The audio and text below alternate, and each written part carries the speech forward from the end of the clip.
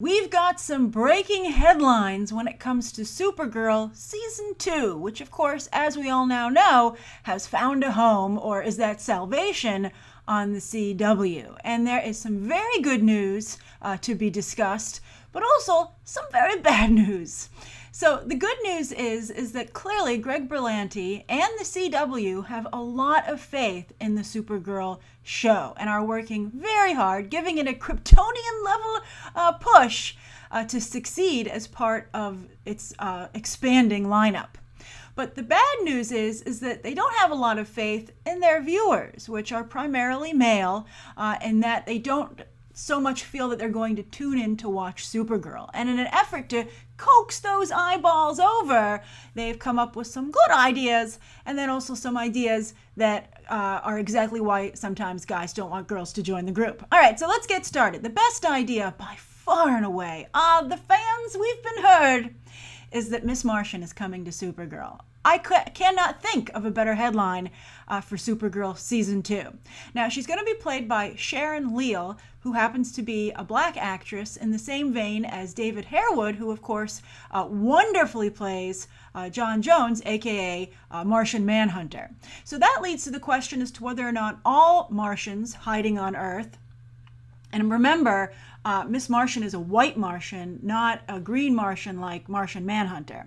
If you aren't familiar with the character in Young Justice, I'm sorry. All right, so anyway, sometimes that's like a big reveal, but it's important for our discussion. So anyway, the question is, do all Martians, because even the white Martian, in the first season of Supergirl, went undercover as that black, I believe, senator who also was interested in David Harewood's John Jones.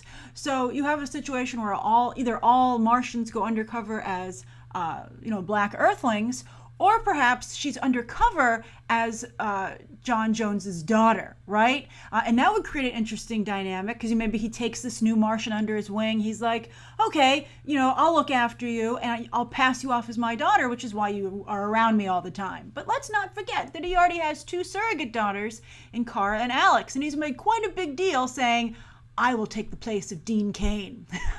Can anyone take Dean Cain's place? But let's not forget that Dean Cain is probably coming back and is like, thank you for helping out my daughters while they needed it. Now it's time for you to go find your own. But the other big question I have about Sharon Leal in this role is whether or not she will have the super hyper I'm reading my notes here. It's hard to say. It's a tongue twister, which I think Miss Martian would appreciate. The super hyper positive sitcom demeanor that Miss Martian was so beloved for on the Young Justice animated series, which she actually got from a sitcom, which was such a cool idea.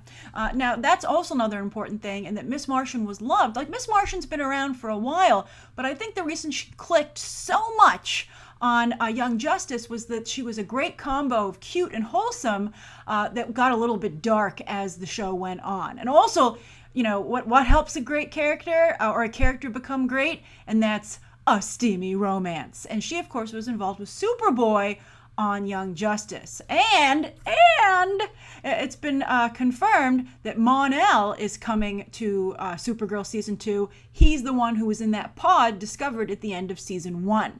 Now, he'll be played by, I believe, Chris, let me see, I didn't write this down in my notes. Chris Wood. He's going to be taking over in that role. And he actually looks a little bit like Tyler Hoechlin, which will give you some idea of who Mon-El is supposed to be. That's right. He's like an obscure version of Superboy, so they can use him here. But they are having Superman come in as well, because of course these shows are separate from the DC movies. But they're decided not to go with Superboy that everyone knows, but again, an obscure version of that character. So the question is, will Mon-El be interested in Kara, Miss Martian, or will we have ourselves another love triangle? Or love square if Jimmy Olsen's still part of that equation. So anyway, I think that's the best thing to come out of the TCA summer press tour announcements.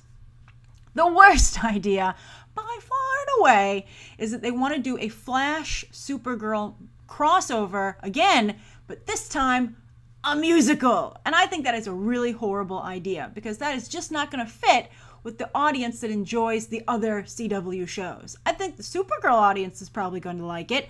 Although, I don't know. I mean, musicals to me are often like nails on a chalkboard. I think they have to be really well done. They're very hard to pull off. And as Greg Berlanti pointed off, himself apparently a musical fan, his 2 stars on those shows, and many of the talent that he has working for him now have musical backgrounds.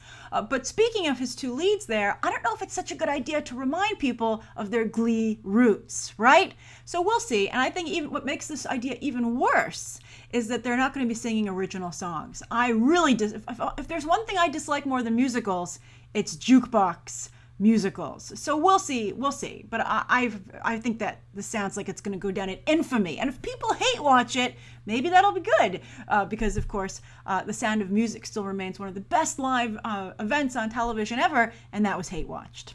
Then the other 2 headlines to come out of the coverage, I think are one is so-so, one is actually also very good.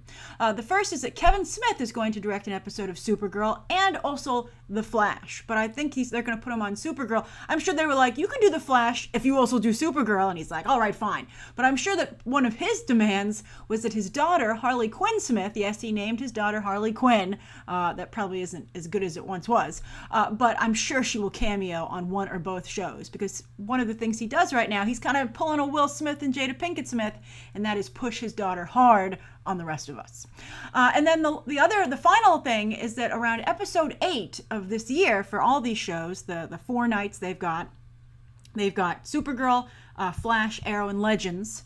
What's going to happen is there's going to be a crossover week where all 4 episodes are, part of the same big story. And I think that's actually really smart. I think that's a great way to utilize and highlight the unique situation the CW has with not only 4 popular shows that are interconnected, but that aren't on 2 nights, like back to back, like they've stretched them out over each night.